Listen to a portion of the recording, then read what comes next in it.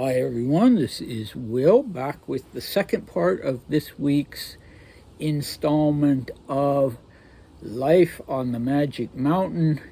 And so this will be the second part of the chapter Satana Makes Shameful Suggestions. So this is High Irony, the name of this chapter, as Thomas Mann's chapter names in the Magic Mountain so often are. So Satana is actually, we think of Satan certainly as an underworld figure, the ultimate underworld figure, actually in hell. But in this instance, Satana, the version of Satan that Settembrini and his idol Carducci admire, is the Satan who stands for progress and independence and rationality, and so not the traditional devil. Okay. So, and another word that we have in this title, Satana makes shameful suggestions. So, yeah, shame. Shame is a big theme in the Magic Mountain. The Magic Mountain is, above all else, a thematic book, as all great literature is.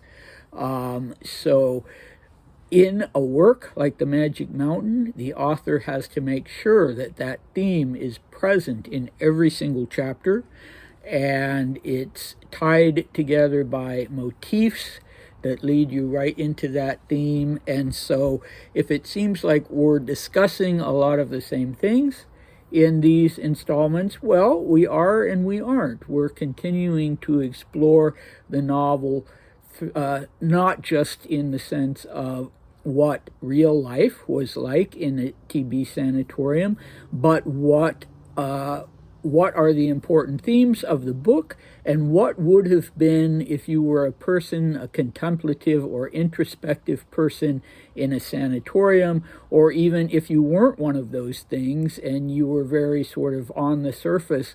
Nonetheless, the sanatoriums had their own, you could say, motifs and themes that were going to affect everyone.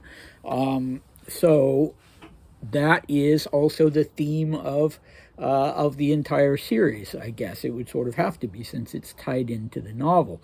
Okay, so in the previous video, we talked about some kind of external things like the decor in the sanatorium and the entertainments that people pursued in the evening, things like dominoes and cards, and the fact that there were a lot of musical performances in Davos, both for tourists who came for the sports or the marvelous alpine scenery, and for patients in sanatoriums. There were always high-quality musical performances of various kinds. Okay, so let's get down to the themes. So, firstly, father figures. And that certainly wasn't something that you had in every instance with patients at sanatoriums, but it is with Hans Castorp, because he's 23 years old when he first arrives. He's never had a real father. He's had role models.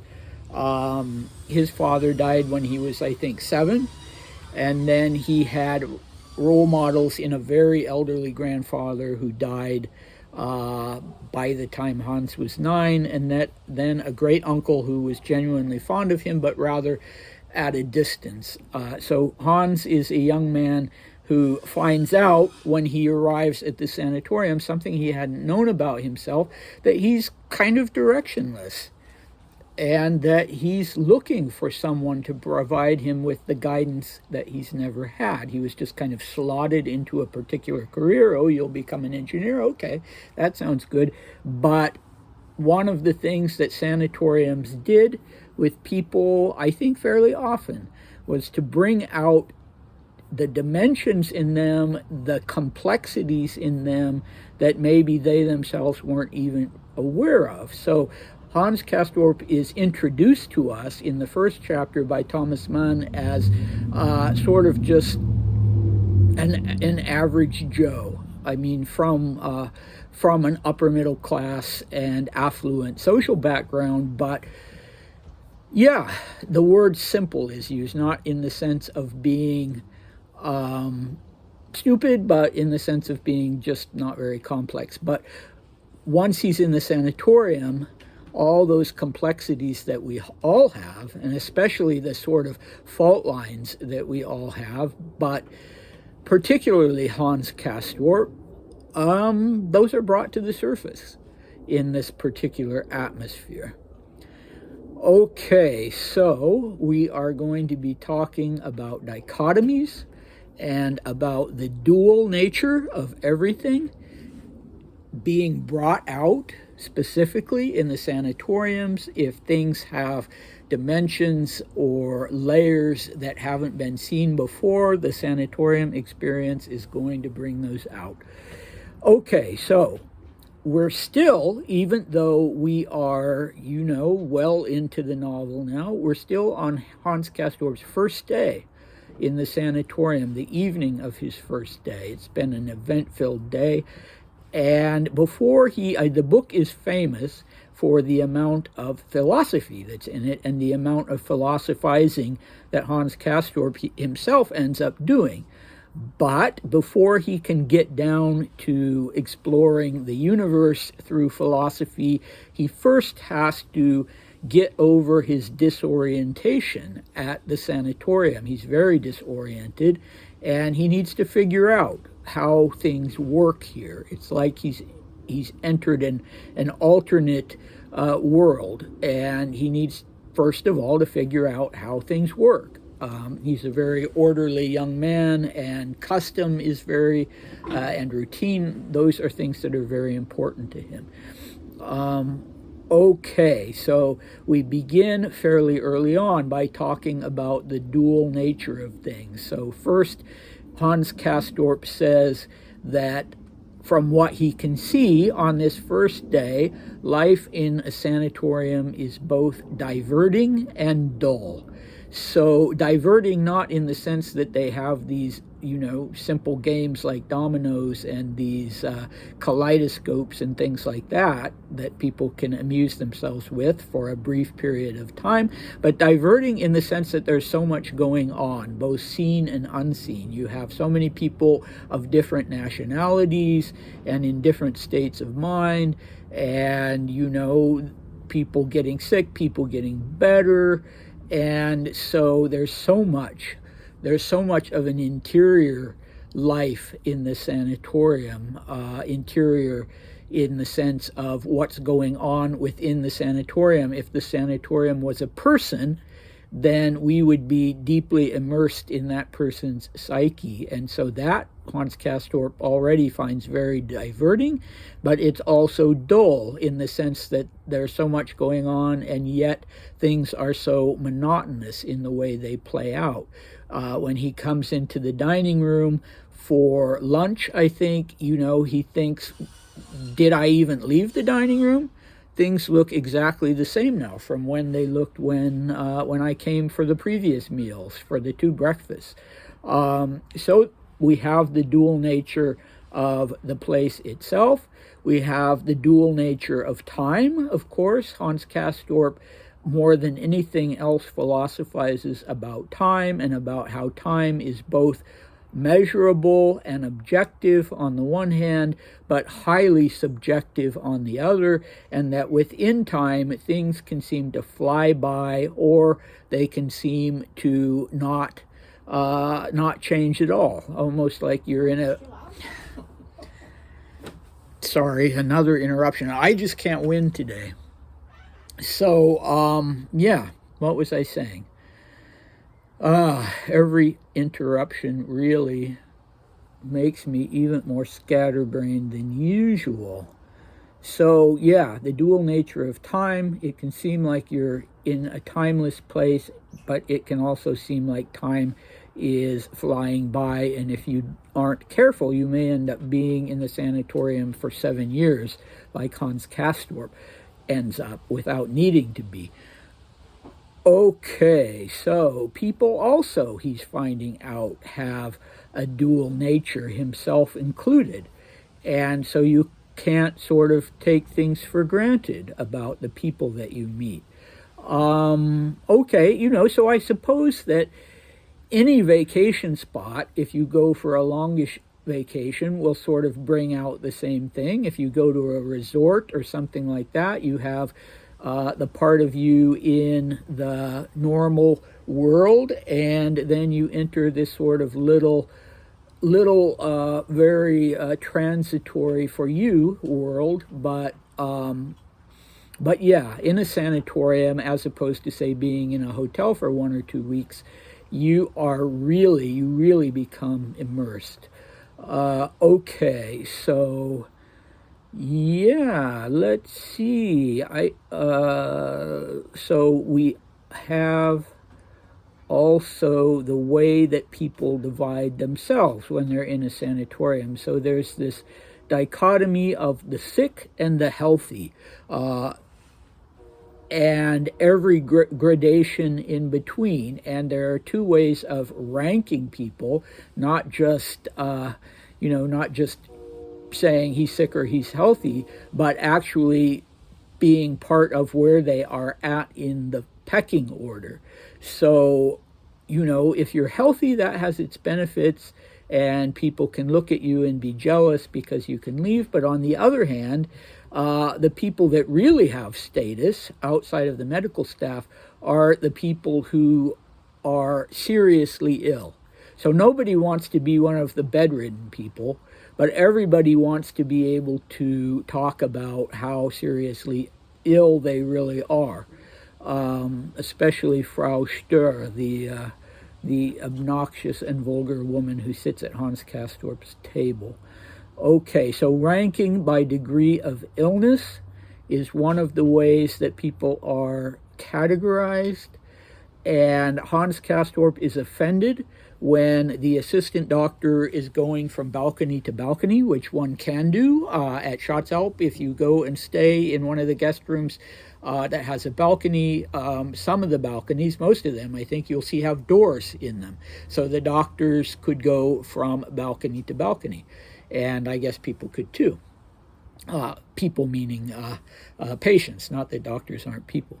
So Hans Castorp is offended because of the fact that Dr. Krakowski skips his balcony, and he hears Dr. Krakowski go in through his cousin Joachim's room and walk down the corridor, skipping Hans Castorp's balcony and room altogether, and then going into the next room and balcony that has a patient. And Hans Castorp says of that anyone who had the honor of being healthy didn't count, and he doesn't like not counting. Okay, so we go on then to the characters. So Herr Settembrini is one of the important father figures. He is the one who is ironically called Satana, and he meets in the socializing in the evening. He meets Hans Castorp again, or in the dining room, and he is really put off by Hans Castorp's kind of babbling, and especially this fixation he has with the 28 different kinds of sauces for fish. And so he stops Hans Castorp and says, "I don't want to hear any of your depraved nonsense." And he advises Hans Castorp to leave on the very next train, the first train that will be leaving in the morning after spending only 1 day there, because he sees already that Hans Castorp is degenerating, not in the sense of the tuberculosis causing him to degenerate bodily from the inside, but in the sense of mentally. He thinks, already this young man is susceptible to the changes that occur here in people's psyches. And so depraved, shameful, scandalous, these are all words that exist fairly prominently in Hans Castorp's consciousness. And so this is an effective thing for Settembrini to say to him. And he's not going to end up leaving the next day. He's already resisting that idea. But you could say that Settembrini is being a stern father to him, but also a practical and insightful one, and one who cares about him, even though there is, definitely on both sides an offensive aspect to this conversation, because Hans Castorp also let slip what he should never have told Settembrini, is that Settembrini for some reason makes him think of an organ grinder who performs on the street. So that doesn't go over well, and Hans Castorp immediately regrets having said it. So the next character we meet is one who has already come and gone, and Hans Castorp will never meet her, but Settembrini uses her as a cautionary tale to Hans Castorp. Her name is Fräulein Ottilie Kneifer, and Settembrini warns him that, and I quote, "She was here for about a year and a half and became so splendidly accustomed to life up here that once she had been completely restored to health," and that does happen. People do get well here sometimes. "She refused to leave on any account." So she was doctoring her thermometer to show that she had a high fever, and they found a way to deal with that by using a so-called silent sister. So it's a thermometer without any markings, and then there's a board that the doctor or the nurse can lay it on, and then you see the markings. But she wouldn't have been able to distinguish between one, fraction of a degree and another. Okay, and when the silent sister proves that she doesn't have a fever and in fact is not ill, she jumps into a cold pond, almost frozen pond, and stays in it for a while in the hope that she'll get pneumonia or that it will cause her illness to come back. And Settembrini says she left us in agony and despair, so she was good for nothing. The sanatorium had ruined her. She's not going to be happy anywhere else. So there were people like that. And I think I mentioned once before that in one of the public sanatoriums that I've read memoirs about, the author was there for 9 months, and she said the sanatorium had to institute rules because people were, when they left, would want to come back constantly, ostensibly just to visit friends, but they would just want to be there all the time. And so they had to set rules that you could only visit once a month, and they also discouraged the nurses from allowing themselves to form bonds with the patients, because that just made it harder for the patients to leave. And the goal in a public sanatorium, of course, was to restore the patients to health as quickly as possible and prepare them to return to normal life. So they would even, in many instances, be learning handicrafts and things that they could do if they were left an invalid. And, a lot of them who'd been there for years just didn't feel comfortable anywhere else. And even this woman who had only been there for 9 months had a difficult period of adjustment and kept wanting to go back. But ultimately she got over it. Okay, and then there's this comment, people do get well here sometimes. That does happen, and that certainly was true. In fact, I would say from my research, I'm going out on a limb a little bit, but I would say that more often than not, people recovered and left. And maybe one of the reasons for that is because they didn't have TB to begin with. So at that time, from 1907 to 1914, it was actually a difficult diagnosis to make. The x-rays weren't that great, and the auscultation and the sounding of the lungs, all of this stuff was very imprecise. It can still be believe it or not, a difficult diagnosis to make, and there are a lot of, things that can imitate it, or that it can imitate. And so a lot of the people probably didn't have tuberculosis. And, when I look the people up from the guest list, a lot of times I'll see that they go off and lead productive lives and live to a ripe old age, into their 80s or whatnot. And so that probably wouldn't happen if they'd really had tuberculosis. I mean, sometimes it would. But, all the sanatoriums also allowed people to come who were suffering, who were recovering from pneumonia and things like that. And the sanatoriums also typically didn't admit people who were so far gone with the disease that their death was a foregone conclusion.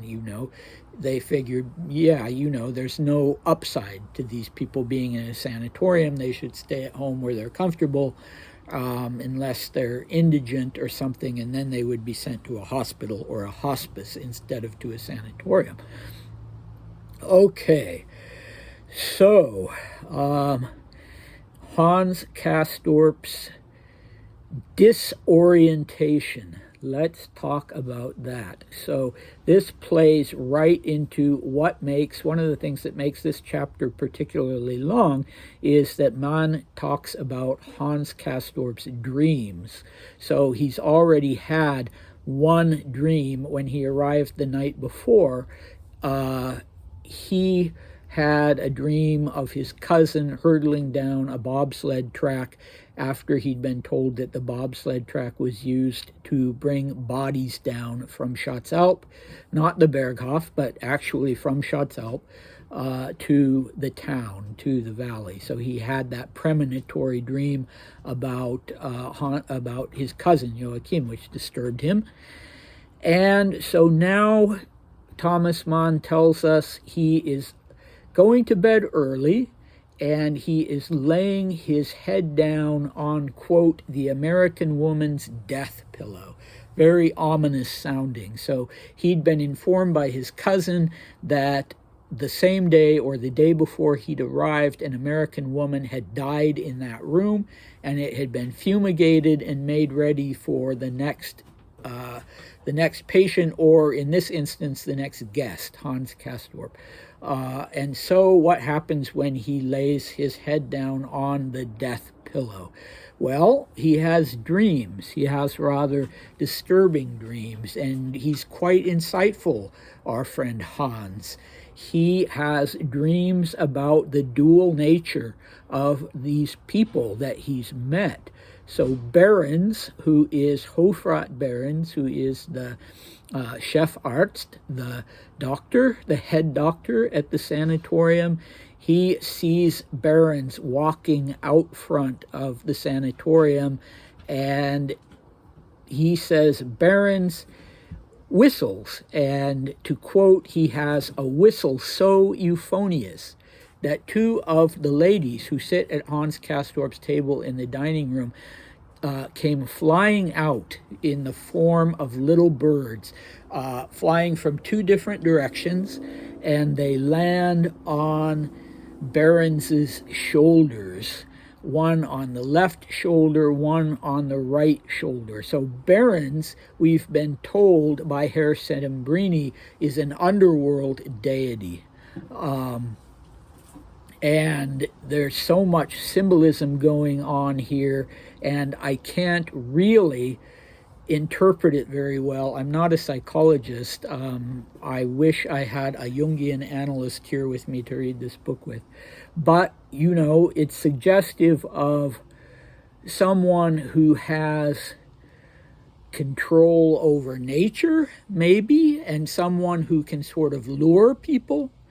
And part of the point of the Magic Mountain is the non-philosophical part of it is that the doctors were sometimes bringing healthy people like Hans Castorp, keeping them in the sanatoriums and leading them on by saying, if you stay another month, then you'll be fit as a fiddle. And then a month goes by and they say, well, there's a little tiny bit of a crowd. Why don't you stay a little longer? A little bit of a crackle. And so, you sort of get almost hypnotized by these doctors. So these two ladies turning into the little birds and landing on his shoulders, it almost makes me think a little bit, although this is far afield, of the double-headed eagle of the Roman Empire and then Byzantium, with one facing east, one facing west, to symbolize the eastern and western parts of the Roman Empire. But yeah, that's going far too off in an obscure and unrelated direction. Okay, so he has this warning about barons, and next he finds himself being chased by Dr. Krakowski, the assistant doctor who had offended him so much by not going onto his balcony. Well, now he's being chased by Krakowski through the sanatorium and in a state of wild, truly mad terror. He's terrified because he has this image that Krakowski is going to dissect his psyche, because Krakowski is actually, in addition to being a medical doctor, his hobby is to be a psychoanalyst. I don't think he necessarily is a credentialed psychoanalyst, but that's what he does. He offers that free of charge to the patients, and eventually Hans Castorp will decide that he wants to do that. You're not pushed into doing that. Joachim doesn't want to do it, and he doesn't do it. But so Krakowski here could be standing in for the sanatorium itself, because if Hans Castorp stays on, his psyche is certainly going to be dissected, and not just by Krakowski's psychoanalysis, but three of his mentors and father figures, Herr Pieperkorn, Herr Nafta, and Herr Settembrini. Okay, so that's another warning that his dream self, that his unconscious self is giving him. And then he has a different kind of dream in relation to Settembrini. So he is trying to push Settembrini and knock him down in the dream, and he actually says to him, "Go away, you're only an organ grinder and you're in my way here." So he is resisting Herr Settembrini's very sound advice not to let himself be pulled down into the underworld. It's not welcome. He's trying to topple Settembrini, but he does not manage to topple Settembrini. So that's good. That gives us a ray of hope. Okay, so finally he dreams of Frau Chauchat, this Russian woman with the French surname, who he is already infatuated with, and it's a beautiful dream that he has. And he's trying to remember, we'll find out later in the book, of course, he's trying to remember, she reminds him of someone very special to him, but someone that he's, forgotten about, put on a back shelf in his brain. And she reminds him of this person, but it's agonizing because he can't quite remember who it was. And she holds out her hand for him to kiss with the palm up in the dream, and he kisses it, and there's this beautiful, beautiful sentence that ends the chapter. So I'll read that. "Once again he felt sweeping through him from head to foot that sense of dissolute sweetness that had risen up inside him when he had tried out what it must be like to be free of the pressures of honor and to enjoy the unbounded advantages of disgrace. And he experienced that sweetness again in his dream, except that it was overwhelmingly sweet." Okay, so disgrace. So we talked about that in the previous chapter when Hans Castorp was watching this silly young man who was darting around outside with a gun and making the ladies scream and saying that he was going to kill himself when he entered into the final phase of his illness. And Hans Castorp, instead of being alarmed by that, was thinking, oh, how wonderful it must be to be free and to be able to enjoy the unbounded advantages of disgrace. So Hans Castorp has this very sort of rigid moral compass. He doesn't even like the fact that the married couple in the room next to his have sex. And so it's very sweet, this idea. So we have the expression depraved nonsense, and we have this expression the unbounded advantages of disgrace, and we have at the beginning of the chapter, at the title, Satana makes shameful suggestions. So the irony is that the shame is all on the part of other people, and Settembrini is the one person who's really earnestly and seemingly out of genuine concern, with no ulterior motives, trying to steer Hans Castorp onto the path back to the surface world and out of the underworld. Okay, so I haven't said a lot about Dmitri this time. I'll just point out that he and Hans Castorp both had this phenomenon of the burning face. So Hans Castorp is very much annoyed by discovering that when he's up on the mountainside at the sanatorium, he has this sensation that his face is burning all the time. And Dmitri had that sensation too. And I have no idea where that comes from. You know, I've heard of those two instances of it. Castorp doesn't have tuberculosis. Dmitri did. In Dmitri's case, they were treating him with some odd things like creosote that they thought were beneficial, but Castorp's not receiving any treatment. So, yeah, I don't know. I myself have never experienced it. I've been going to Davos and to Schatzalp for 30 years now, and I've never experienced the burning face. Okay, so next we have the disgusting taste of the cigar. That's unique to Castorp. He is a person who smokes every day, several times a day. He smokes cigars, not cigarettes, generally speaking, and he absolutely savors them, and he's put off by the fact that when he tries to smoke his first full day at the sanatorium, the cigars have a disgusting taste. He compares them to paste and paper mache and other charcoal and other things like that. Well, Dmitri was another person who absolutely savored smoking, and he does not say that he experienced that at altitude. It does make a difference. So I'm told by a friend of mine who's a real cigar connoisseur and expert that the altitude does make a difference. But I think maybe Dmitri was maybe smoking more for the nicotine than for... He didn't smoke cigars, he smoked cigarettes. But, you know, Castorp is a real cigar connoisseur. So, yeah. Anyway... and the other thing that Dmitri and Castorp have in common is that they kind of have this fixation on behavior so that it makes them uncomfortable. Both Castorp, the fictional person, and Dmitri, the real person, have issues or had issues about when other people are not behaving in a conventional and acceptable way.